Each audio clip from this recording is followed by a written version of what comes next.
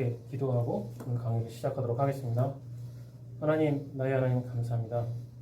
아버지 하나님께서 영광 중에 계시고 또 늘 우리를 사랑하사 또 우리를 기억하시고 우리를 이 자리에 불러주셨습니다.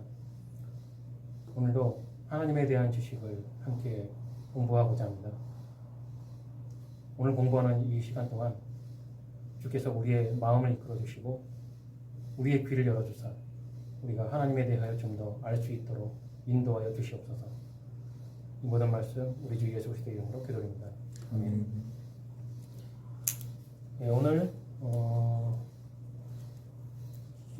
유년부 소교리 문답 제22문이고 그 다음에 소주제로 예수 그리스도의 동정녀 탄생, 그다음에 오후 강의용으로는 기독론이고요.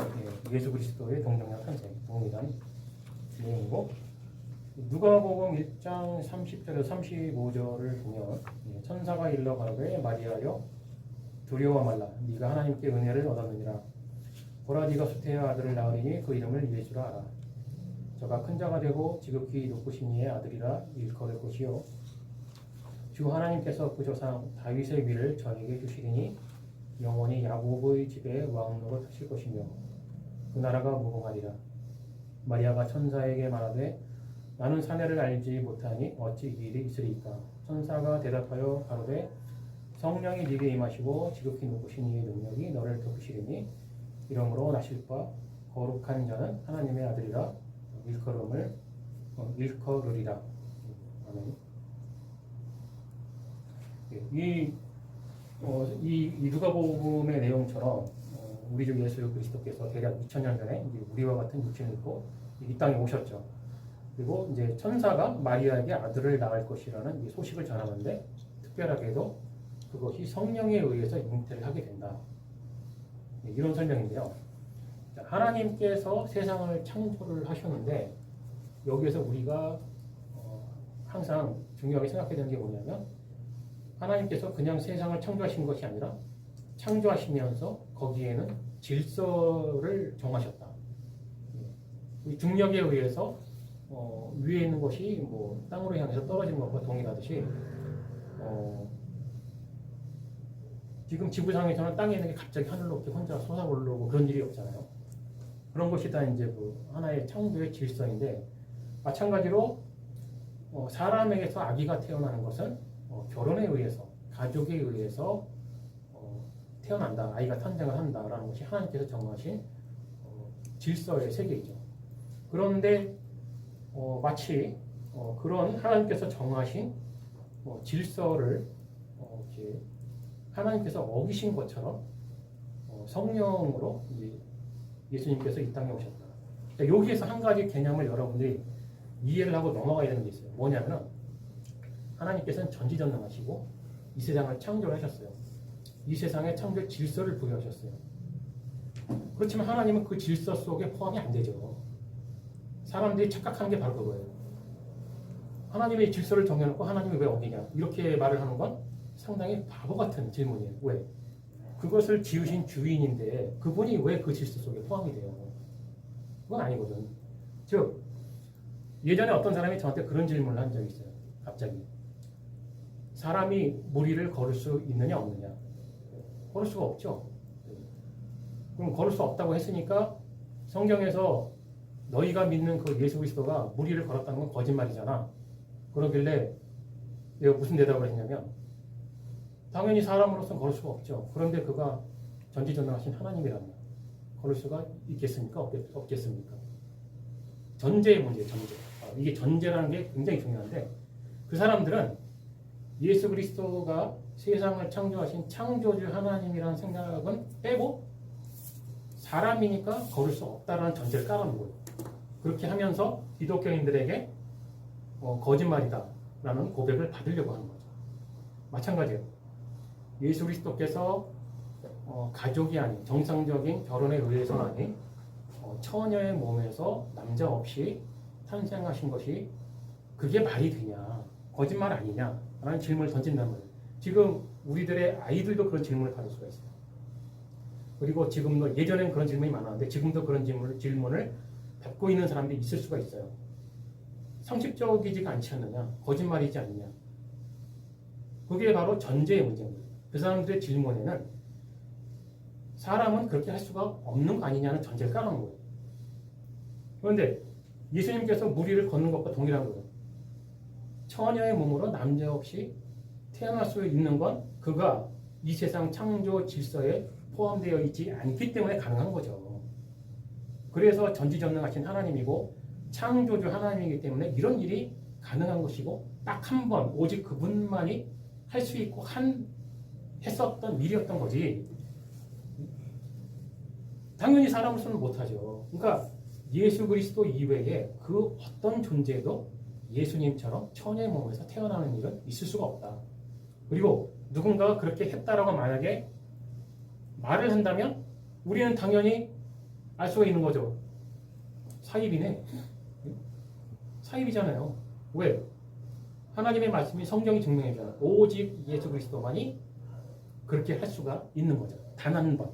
유일하게. 왜? 그분은 이 세상 모든 것을 창조하신 창조주 하나님이시기 때문에 가능한 것이다. 그러니까 항상 우리 그 학생들도 그렇고 우리 기독교인들도 그렇고 세상 사람들과의 대화 속에서도 그렇고 하나님에 대해서 예수 그리스도에 대해서 대화를 나눌 때에는 이 사람이 지금 어떠한 전제를 깔고 이야기하느냐, 그리고 나는 어떠한 전제를 깔고 지금 이 사람과 대화를 하고 있느냐, 이 전제가 일단 굉장히 먼저 중요해요. 그 상황에서 대화가 이루어져야 한다는 거죠. 상대방들이 뭐 거짓말이잖아, 그럴 수가 없는 거잖아 라는 질문을 하고 들어올 때는 정중하게 전제에 대한 질문을 해야 돼요. 사실 뭐 예수님이 하신 그 유명한 질문, 당신에게 예수는 누구입니까? 그 사람에게 단순하게 어떤 한 사람이라면, 그냥 평범한 우리와 같은 사람이라면, 그 도올 김용옥 같은 교수 같은 사람들, 그 사람에게는 예수 그리스도는 나하고 다를 바 없는 그냥 사람일 뿐이에요. 그러니까 그 도올 김용옥 교수의 눈에는 뭐 나보다 대단할 게 뭐가 있어? 이렇게 생각을 하는 거죠. 그래서 그런 해괴망측한 강의 내용이 나옵니다. 그러니까 그 사람이 가지고 있는 철학적 지식과 그런 문화적 지식과 어떤 그런 개념들, 자기가 알고 있는 것들, 그리고 자기가 생각하는 예수 그리스도, 그런 것들을 종합해서 말을 하니까 당연히 그런 부정적인, 이단적인 그런 설명이 나올 수밖에 없는 거예요. 예수 그리스도를 우리가 지금까지 배운 것처럼 참 하나님이시면서 참 사람이시라는 이 내용을 나의 신앙으로 듣고 알고 배우고 믿은 상태에서 예수 그리스도에 대해서 이야기를 한다면 그런 해괴망측하고 그런 막말을 할 수가 없는 거죠. 이게 바로 전제의 문제예요. 항상 그래서 기독교는 어떤 대화를 나눌 때 복음에 대해 이야기를 할 때는 항상 같은 기독교인도 마찬가지예요. 왜냐하면 이 사람들이 기독교인이라고 하는데 하는 얘기가 나하고 좀 틀려. 단지 틀렸다는 게 나쁜 게 아니고 이 사람들이 이해하고 있는 복음의 개념 자체가 틀린 거예요. 일단. 그러니까 같은 기독교인이라고 해서 무조건 쉽게 마음을 놓고 믿고 대화를 해서도 안 돼요. 왜? 점검을 해봐야 돼요. 이 사람이 예수 그리스도에 대해서 어떤 전제를 깔고 이야기를 하는가. 이런 게 굉장히 중요합니다. 그래서 여러분들이 학생들과 대화를 할 때도 마찬가지예요. 점검을 해봐야 돼요. 대화를 통해서. 이 아이가 지금 예수 그리스도에 대한 어떤 이해를 갖고 있는가. 그걸 일단 빨리 이해를 해야 되고요. 만약에 잘못된 이해를 가지고 있다면 그것부터 설명을 해야 돼요. 네가 알고 있는 예수 그리스도가 이러이러한데 성경이 말하고 있는 예수 그리스도는 이러이러한 것이다. 그리고 그 내용을 이해를 했을 때 그 다음 이야기를 넘어갈 수가 있는 거지, 잘못 이해하고 있는 상태에서 다른 지식을 소개를 해봐야 대화가 진행이 될 수가 없어요. 왜? 아빠 없이 어떻게 엄마 혼자 애를 낳아? 할 말이 없는 거예요. 아무리 교회에서 선생님이고 목사님일지라도 일단 그 아이가 예수 그리스도에 대한 그런 개념이 없는 상태에서 이런 얘기를 해봐야 아무런 대화의 진전이 없는 거예요. 이건 누구하고도 동일한 거예요. 자, 여기서 이제 한 가지 이제 그 예정에 대한 개념을 다시 한번 얘기하겠는데, 에베소서 1장 4장 6절을 보면 곧 창세 전에 그리스도 안에서 우리를 택하사 우리로 사랑 안에서 그 앞에 거룩하고 흠이 없게 하시려고 그 기쁘신 뜻대로 우리를 예정하사 예수 그리스도로 말미암아 자기의 아들들이 되게 하셨으니 이는 그의 사랑하시는 자 안에서 우리에게 거저 주시는 바 그의 은혜의 영광을 찬미하게 하려는 것이라. 하나님께서 모든 것을 예정하셨다라고 이야기할 때 세상 사람들이 굉장히 기분 나빠요. 내 삶은 내 것인데 왜 하나님이 내 삶을 미리 정해놨어? 이런 식으로 공격을 해요. 그런데 이 사람들이 간구하는 것은 무엇이냐?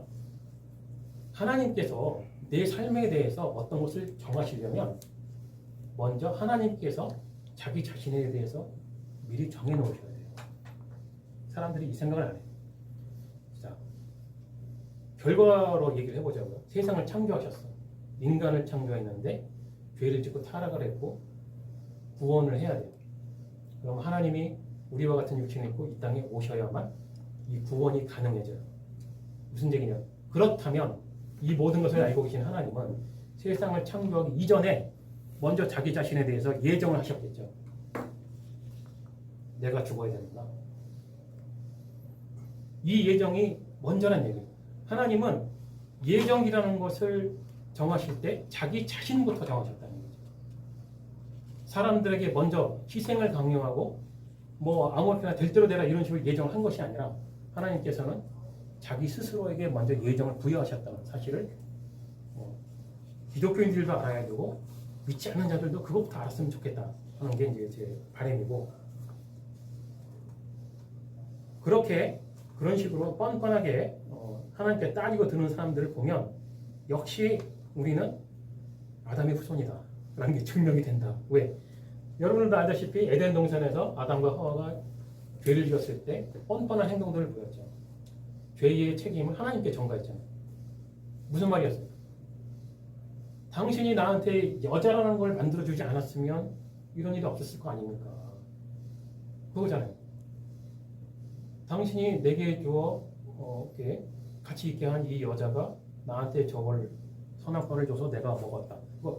결국에는 하나님 잘못이지 그게 왜 내 잘못이냐라고 따지고 든 거예요. 그러니까 아담의 이게 바로 이제 원죄인데 그 죄가 그 후손들에게 계속해서 전가가 됐다라고 하는 확실한 증거가 바로 이런 거예요. 인간은 지금도 믿는다고 하는 자들도 그렇고 믿지 않는다고 하는 자들도 그렇고 여전히 어떤 문제에 대한 책임을 하나님께 돌리려는 경향이 있다. 앞뒤를 따지지 않고 예정이란 문제에 대해서도 먼저 하나님의 책임으로 돌리려 하고 내가 죄를 짓는다고 해도 그건 결국 그러면 하나님의 잘못이 내 잘못은 아니지 않느냐 이런 식으로 따지고 든다는 거죠. 그래서 역시 우리는 아담의 후손이다.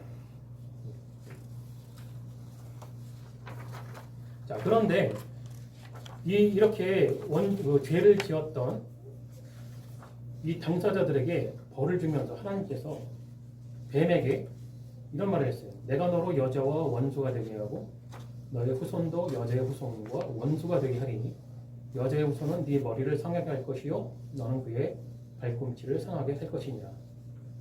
자, 여기서 아주 중요한 건 뭐냐면 여자의 후손이 있을 것이라는 뜻이에요.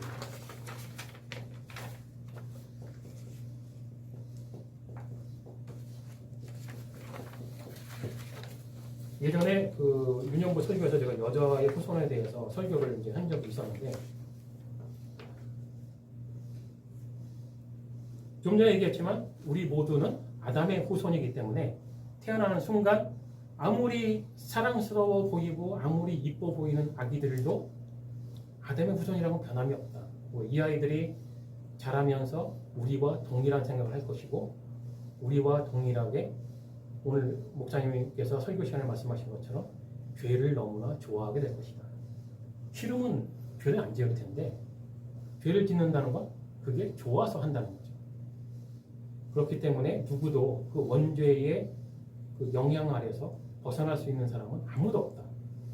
자, 그러면 그렇지 않은 사람이 있어야만 이 문제를 해결할 수가 있는 거예요.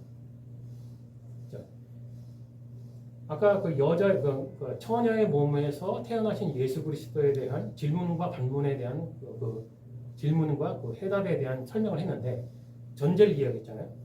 예수 그리스도를 누구라고 생각하느냐에 따라서 그 대답이 달라지고 생각이 달라진다. 그런데 그 이전에 또 하나님께서 정하신 바가 바로 여자의 후손이라는 거죠. 왜?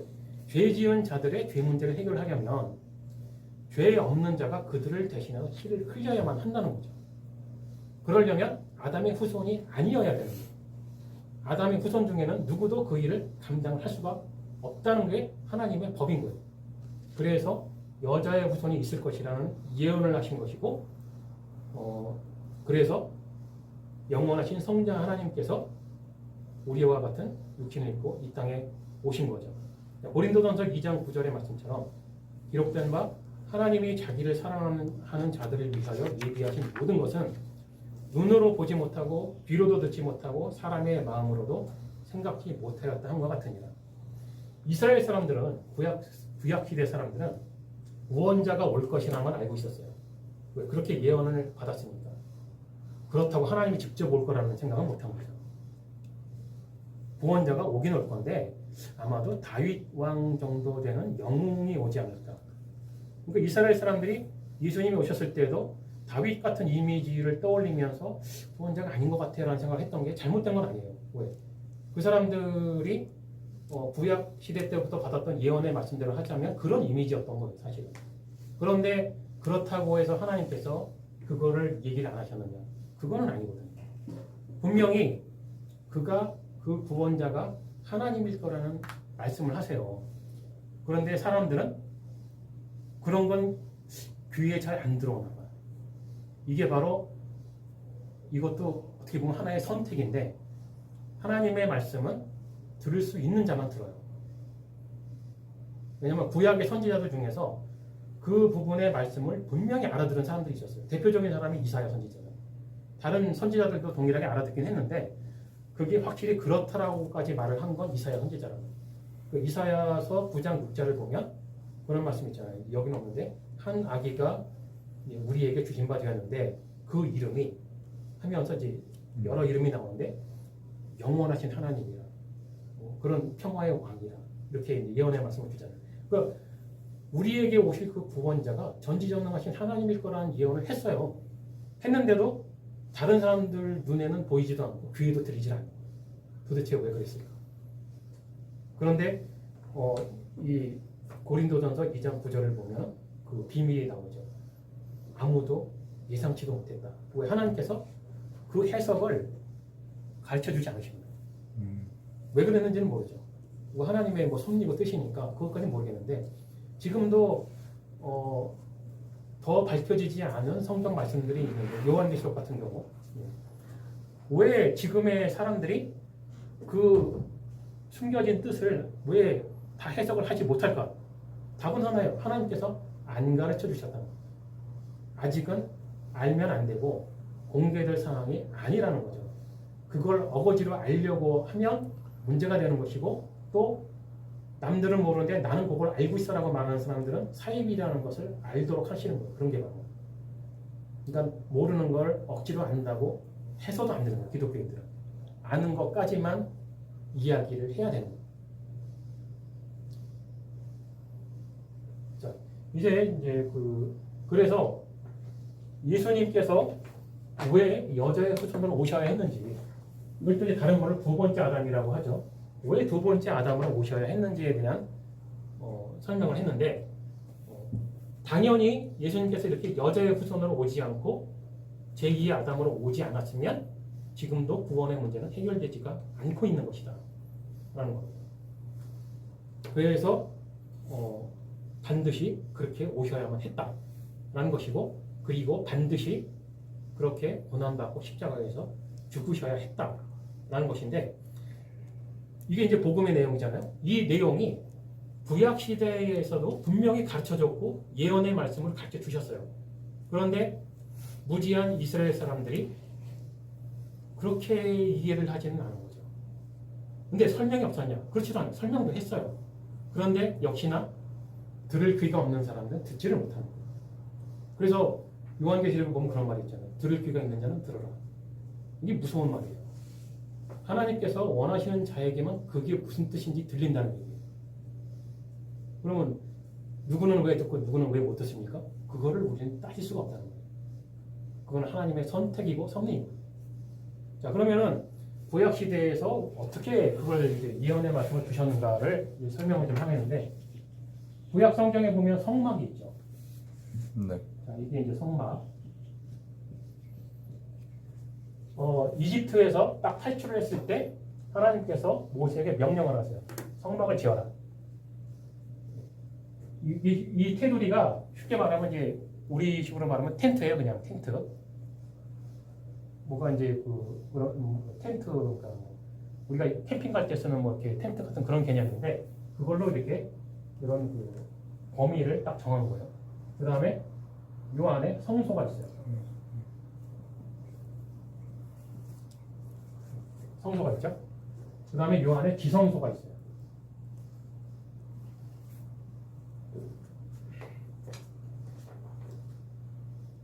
지성소가 있는데, 자, 이 제도가 바로 예수 그리스도에 대한 예언이에요. 자, 이 예언, 여기에서 가장 먼저 여러분들이 이해해야 되고 알아야 되는 게 뭐냐? 바로 삼위일체 하나님에 대한 존재예요. 자, 여기 세 부분으로 나눠져 있죠. 성막, 성소, 지성소. 바로 이 제도 자체가 성삼위일체 하나님에 대한 가르침이에요. 왜? 여기에서 하나님께서 이스라엘 백성을 만나겠다고 하셨잖아요. 자, 이 주변에 이스라엘 백성들이 자기네 숙소를, 텐트를 쳤어요. 이렇게 세 지파씩 이렇게 텐트를 쳤는데 하나님의 백성들이 하나님 중심으로 사는 삶의 형태를 가리키는 거예요. 이게. 그럼 이들 속에 있는 하나님의 존재는 성삼위일체 하나님으로 존재하시는 거예요. 그런데 여기에서 이들의 죄를 속죄하기 위해서 어린 양 한 마리가 밖에 있잖아요. 지금 이 밖에서 제사장들에 의해서 안으로 끌려 들어오죠. 끌려 들어오고 여기서 이 뜰에서 죽임을 당해요. 죽임을 당하고 피를 흘리고 그 다음에 가죽이 벗겨지고 이런 죽음을 당한단 말이에요. 바로 이 어린 양. 그래서 세례 요한이 예수 그리스도를 보자마자 한 소리가 보라 세상 죄를 지고 가는 하나님의 어린 양이로다 라는 말을 한 거예요. 이걸 모르고 세례 요한의 글을 읽으면 그냥 나를 위해서 고난받고 죽은 예수님 정도밖에 생각을 안 해요. 근데 이 설명을 알고 나면 세례 요한이 왜 그런 말을 했는지, 그러니까 세례 요한의 그 한마디 그 말에는 어마어마한 신학적인 지식이 들어가요. 1년 된 순양이에요. 1년 된 순양인데 1년 된 순양이 그 양 중에서 가장 상태가 좋은 양을 말을 하는 거예요. 사람의 나이로 치면 바로 30세. 예수님께서 30세에 공생을 시작하시죠. 자, 이 안에 끌려 들어오는 것 자체가 일단 고난이에요. 왜? 동물들도 알아요. 자기가 곧 죽을 거라는 걸. 여러분들 그런 말 많이 들어봤죠. 도살장에서 보면 돼지나 소가 끌려갈 때 운다고 하잖아요. 자기들도 죽음을 직감을 한다고요. 어린 양도 여기를 딱 끌려 들어갈 때 자기 죽을 걸 안단 말이에요. 고통스러워 한다고. 이거 자체가 고난이고 이 안에서 칼에 찔려 죽고 피 흘려 죽고 하면서 죽음을 당하게 돼요. 이것이 바로 예수 그리스도께서 고난받고 십자가에 쳐서 죽으시는 그 죽음을 상징을 하는 거예요.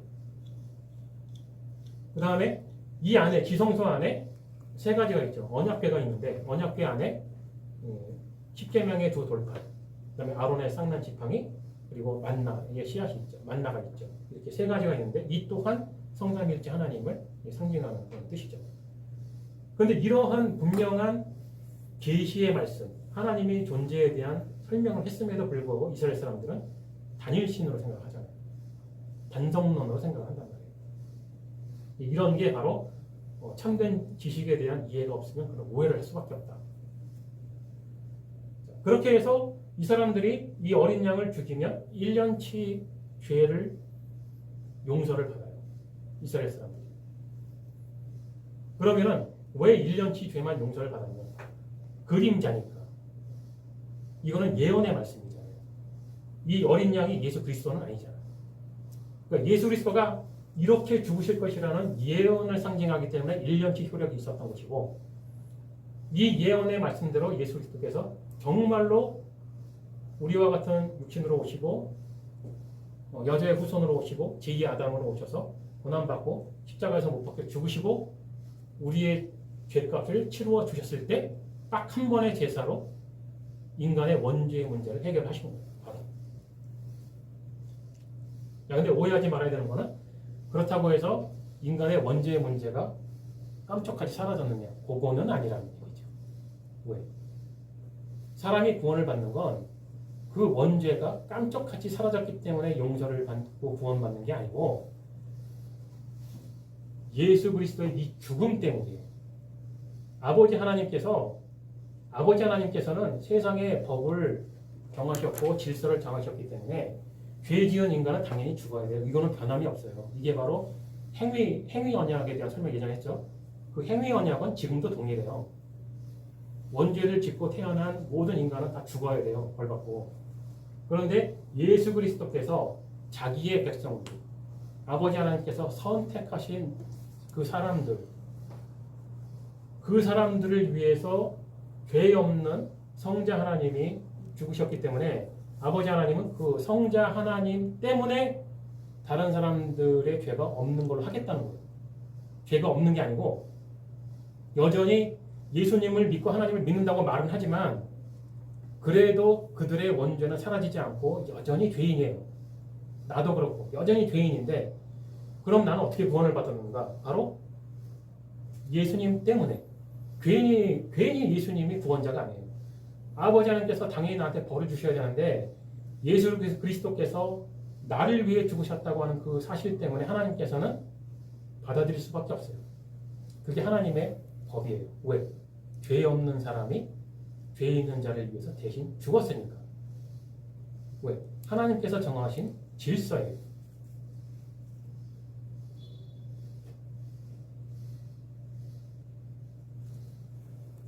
자, 이러한 그 설명에 의해서 우리가 다시 한번 상기하게 되는 것은 그래서 굳이 처녀의 몸으로 태어나셔야만 했구나. 반드시 그렇게 오셔야만 했구나.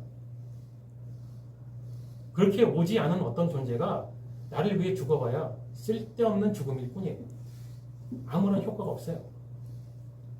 뭐 어떤 독립운동을 위해서 내 동료를 위해서 내가 대신 죽었다. 장렬하게 죽은 건 사실이지만 그 사람의 죄 문제에 대한 해결은 하나도 없는 겁니다. 그런 거. 그리고 여기서 한 가지 더 우리가 알아야 되는 건 뭐냐면 하나님께서 인정할 수 없을 만큼 우리의 믿음은 그렇다는 거예요. 우리가 하나님을 믿는다고 하고 예수님을 믿는다고 하지만 하나님 보시기에 우리의 믿음은 인정받을 만한 믿음이 되지는 못한다. 그래서 이런 말이 있는 거예요. 히브리서 4장 15절.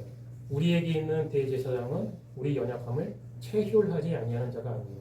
모든 일에 우리와 한결같이 시험을 받은 자로되 죄는 없으십니다. 우리와 동일한 육체를 가지고 이 땅에 오신 예수 그리스도께서 죄는 없어요. 원죄가 없어. 우리 같은 죄가 있는 분이 아니에요. 그런데 나머지는 다 똑같다는 얘기예요. 우리처럼 배고픔을 느꼈고 졸릴 땐 잤고 피곤할 때는 하고 이제 누우셨고 뭐 배 아프면 화장실 가셨고 슬플 땐 울었고 기쁠 땐 웃었고 우리하고 동일하다는 거예요. 우리의 생각과 우리의 사정을 다 안다는 건데 근데 사람들은 이런 말을 할 때 무슨 생각하냐면 지금 현재 내가 당하고 있는 어려움 어떤 고통스러움 이런 걸 안다라고 해석을 해요. 근데 이 부분에서 말하는 그건 그런 게 아니에요. 뭐냐? 우리들의 어리석음, 우리들의 한계, 우리가 믿고 있다고 하는 정신승리. 믿음의 종류가 여러 가지가 있는데요. 방금 말한 것처럼 참 믿음은 있어. 참 믿음이 있는데 나머지는 뭐냐? 거짓된 믿음, 망상적인 믿음, 헛된 믿음 등등 다양한 믿음이 있어요. 그런데 사람들은 그 믿음도 믿음이라 생각하고 자기 믿음에 의심이 없어. 나는 분명히 예수님을 믿고 있으니까 구원 받은 거야 라고 하는 정신승리를 하고 있어요. 이거를 안다는 거예요, 예수님이. 왜? 사람에게는 오감이 있잖아요. 시각, 청각, 후각, 미각, 촉각. 이게 뭐냐? 이것으로 우리들의 뇌로 정보가 들어와요. 세상에 대한 해석을 한다는 거예요. 세상에 내 눈에 보이는 모든 것. 문제는 뭐냐? 내 눈에 보이지 않는 게 있다는 거죠. 그리고 내 귀로 들리는 모든 것에 대한 해석을 해야 돼, 뇌가. 중요한 건 내 귀에 들리지 않는 소리가 있다는 거죠. 만약에 지구에 자전하는 소리를 들으면 우리는 살 수가 없어요. 그걸 못 들으니까 살고 있는 거예요. 우리의 후각도 마찬가지, 미각도 마찬가지, 촉각도 마찬가지, 사람이 가지고 있는 정보를 수집할 수 있는 이 모든 것들은 정확한 게 없다는 거예요. 일부는 정확하죠. 뭐 맛있는 건 맛있는 거니까. 근데 중요한 건 우리들의 능력치, 그 오감을 통해서 받아들인 세상에 대한 해석이 정확하냐? 아니라는 거죠. 첫째, 언어의 한계가 있잖아요. 하나님께서 왜 계시의 말씀으로 우리에게 성경을 주셨을까? 하나님의 언어는 사람이 알아들을 수가 없어요. 뭐 되면은 그렇게 하고 싶겠지만 인간이라는 이 생명체 자체가 거기까지가 한계란 말이에요. 사람의 언어는 알아들을 수 있어도 신의 언어는 알아들을 수가 없어요. 그럼 하나님을 설명할 때 사람의 언어로 설명을 해야 되겠죠. 그러면 사람의 언어와 문자로 사람이 딱 그 정보를 받아들이면 우리의 뇌 속에서는 그때부터 혼란이 와요. 왜? 각 나라별로, 각 민족별로 자기들이 알고 있는 문화적인 지식이 있고 과거에 알고 있었던 종교적인 지식이, 철학적 지식이 있단 말이에요. 그러면 하나님 예수 그리스도라는 단어를 딱 듣는 순간 자기가 기존에 가지고 있던 지식을 바탕으로 해석을 하기 시작해요. 그거를 제대로 활용한 게 천주교예요. 천주교는 각 나라별로 들어갈 때 전도를 할 때마다 그 나라 특성에 맞게 해요. 딱 하나를 고집을 하질 않아요. 불교가 있는 나라면은, 민족이면은 성경을 가지고 들어가면서 성경에도 그런 말이 있어. 해가면서 동질화를 시켜요. 그 나라는 술을 굉장히 좋아하면은 술 마셔도 되지 왜 안 돼? 그 다음에 다른 자기네가 이해할 수 없는 어떤 문화나 관습이 있는 곳이 있으면 그것도 인정을 해줘요. 그거 그대로 해. 누가 하지 말래? 그러면서 그것도 하면서 예수도 믿어라. 개혁주의가 골치 아픈 게 그거예요. 다 무시한다는 거예요. 왜? 진리는 한계니까. 왜? 이거는 타협이 안 된다. 삼위일체로 존재하시는 그 하나님, 오직 한 분 하나님인데 너희들이 비슷하게 상상하고 있는 그 신은 아니야. 근데 로마 카톨릭은 같은 경우에 어떻게 말하냐? 그런 거야. 얼마나 쉬워요. 타협이 쉽지 않아. 근데 개혁주의, 이 정통주의는 뭐냐? 아니야. 끝까지 해보자. 이런 이 전도가 잘 안 되는 거예요, 사실은. 왜? 자기들이 기존에 알고 있던 지식을 무너뜨리려고 하니까 반항감이 생기는 거예요. 그래서 하나님의 백성은 나라와 민족에 관계없이, 성별도 관계없이, 나이도 관계없이 하나님의 선택하신 그 사람들이 하나님의 백성인 거예요. 왜? 그 사람들에게만 하나님의 말씀이 들려요. 이게 하나님께서 정하신 선택이고 질서예요.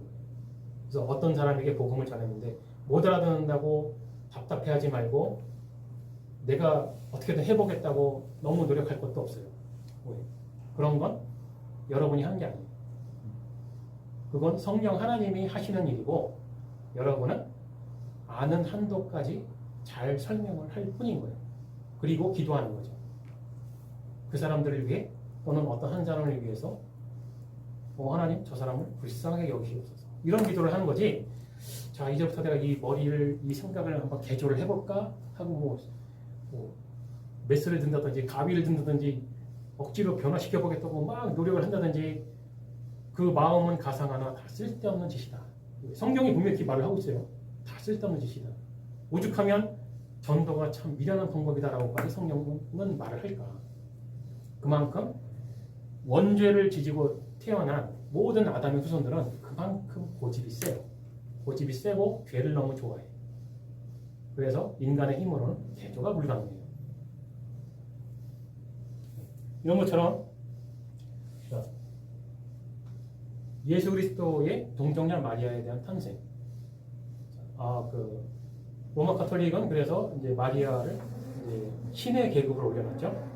그런데 성경은 분명히 마리아에 대해서 그런 말이 없어요. 왜? 천사에게 메시지를 전달받는 관계잖아요. 벌써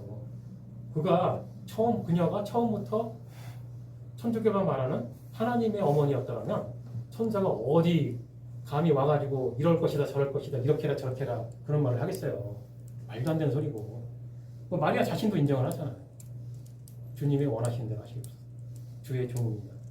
종일 뿐이에요. 그냥 그 몸을 빌려서 태어났을 뿐인데 신격화해서는 안 된다. 바로 이런 것이에요. 근데 천주교는 그거를 또 쉽게 이용한 이유가 뭐냐면 세상에 그런 종류의 여신이 많았거든요. 각 문화에 각 나라별로 그런 여신들이 하나쯤은 있었어요. 그러니까 천주교가 전도를 들어갈 때 그 나라에 그런 여신이 있으면 그게 마리아야. 얼마나 쉬워. 그렇게 해서 수많은 이단들이 탄생하게 되었다라는 겁니다. 혹시 뭐 질문 있어요? 강의에 대해서? 없으면 기도하고 마치도록 하겠습니다. 하나님 나라님 감사합니다. 오늘 우리에게 이 말씀을 허락하시고 우리 주 예수 그리스도께서 왜 이 땅에 오셔야 했는지 그리고 왜 굳이 처녀의 몸에서 태어나셔야만 했는지에 대해서 함께 공부를 했습니다. 우리가 알게 되었고 이해하게 된 이 지식을 우리의 아이들과 또 함께 나누게 하시고 또 모르는 사람들과 함께 나눌 수 있도록 주께서 인도하여 주시옵소서. 이 모든 말씀 우리 주 예수 그리스도의 이름으로 기도드립니다. 아멘.